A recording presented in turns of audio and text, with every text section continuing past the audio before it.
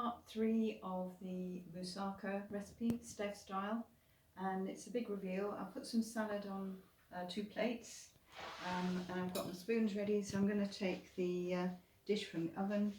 It's had about 30 to 40 minutes at 170 fan, so that is the completed dish. We're not going to eat all of this tonight, at least I don't think we are. And so I'm just going to serve up some of this.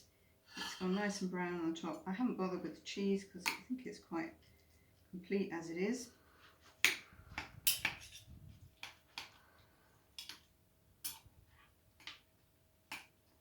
So I'm going to have a slice on there. I do love a layer. It's great discovering all the different things and the different layers. So there we are. There's plenty of gravy if required as well. Making a bit of a mess, that's okay. And we've got plenty for some more meals as well. Bon appetit. Thanks for watching.